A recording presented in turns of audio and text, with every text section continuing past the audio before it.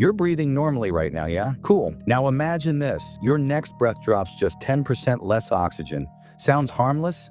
That's the kind of thinking that gets people killed before they even realize what's happening. And here's the truth, nobody freaking tells you. Our planet runs on a razor-thin oxygen balance. Just one small dip and your body goes, uh-oh. 5 minutes later, it switches to survival mode without asking you first. And you know what's funny? Our brains evolved to panic over visible danger. Fire, a bear chase, your ex texting you at 2 a.m. But oxygen? Silent assassin. No warnings, no alarms, no chance to negotiate. Most people don't suddenly choke. Nah, it starts like anxiety. You feel pressure in your chest and think, maybe I'm just stressed. Buddy, stress doesn't make your fingers go numb. Oxygen deficiency does. First thing that shuts down? Precision. Your brain starts screaming for more air. Your body reacts like a rookie. Rapid, shallow breaths, quick panic. Wrong move. That's how you burn the last oxygen you've got. Rule number 1 in low O2 survival. You don't breathe more, you breathe better. Slow, deep, controlled, straight from the diaphragm. Yeah, I learned that in actual survival conditions, not on Wikipedia. 8 minutes in, blood oxygen drops below 90%. That's when logic goes out the window. Your hands shake. You say stupid things, maybe even laugh randomly. Losing it. And here's where survival separates people. Your body wants to run. Running makes you die faster. You walk, still bad. Move at all, you're done. You sit, you calm the hell down. You lower your heart rate before it eats oxygen like it's on a Black Friday sale. Combat breathing, 4 seconds in, hold, 4 seconds out, hold. Sounds too chill for life or death? That's exactly why trained survivors last longer than adrenaline junkies. Now picture this everywhere at once. Pilots mid-flight, surgeons holding scalpels, truck drivers hauling fuel on highways, planes losing altitude because the pilot's brain is basically on low power mode. A 3% oxygen drop slows reaction time. 10%? Might as well hand your car keys to gravity. Still listening? Good, because here's what you do next. Instinct says, go outside, get air. That instinct, deadly. When atmospheric oxygen dips globally, indoors is your lifeboat. Sealed room, minimal air leaks, fewer warm bodies consuming O2. Got a medical oxygen tank? Sip it. Don't chug it like an energy drink. Blast yourself too fast and you get oxidative shock. Organ damage like you got hit by lightning from the inside out. Wet cloth over door cracks? Not a joke. Moisture traps oxygen molecules. Slows leak rates. That hack came straight from confined environment survival tests. 20 minutes in, hypoxia switches tactics. It stops scaring you and starts fooling you. Some people feel calm, even happy. Worst possible sign, your brain's shutting down systems to conserve energy. So talk out loud. Force neural activity. High-altitude rescue teams literally narrate, I'm awake, I'm breathing, I will not close my eyes. Sounds stupid? That stupidity has saved lives. 25 minutes. Blood flow ditches extremities, focuses on brain and lungs, fingers cold, lips gray. You've got roughly 3 breaths before unconsciousness. And here's the savage truth. Hypoxia doesn't feel like drowning.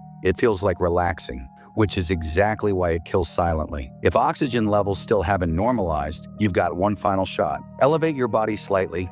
Air stratifies. Higher means slightly richer, O2. Stop moving. Don't shift position unless it keeps you breathing. And stay conscious. Blackout now? That's a one-way ticket. No reboot. And here's what nobody warns you about. Even if ambient oxygen returns, your body doesn't instantly bounce back.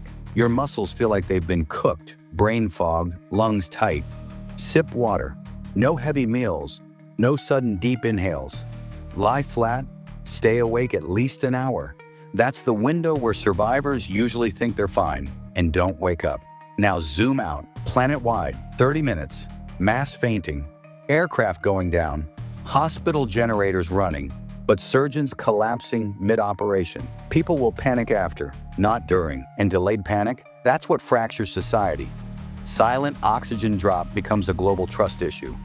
You know how people stock water after a flood? Imagine them fearing the air itself. But survival ain't just making it through the 30 minutes. It's what comes after. Power grids destabilize. Traffic jams turn into crash sites. People wake up confused, angry, oxygen-starved brains making bad choices. Looting doesn't start for resources. It starts out of fear. Families sealing themselves indoors. DIY oxygen generators hitting black market prices. Governments downplaying what happened to avoid mass hysteria. Crisis experts predict one thing. If the air turns against us even briefly, human behavior turns darker permanently. Best survivors, they're not the strongest. They're the slowest movers, the calmest thinkers, those who treat panic like poison. Low oxygen is a biological threat. Panic is a human one. One kills you in minutes, the other kills humanity in hours. And if this scenario ever becomes real, remember this: you don't outrun it, you outthink it, because oxygen won't warn you when it's leaving. But if you listen carefully, your body does. So next time you breathe normally, don't take it for granted. That breath isn't just air, it's borrowed time.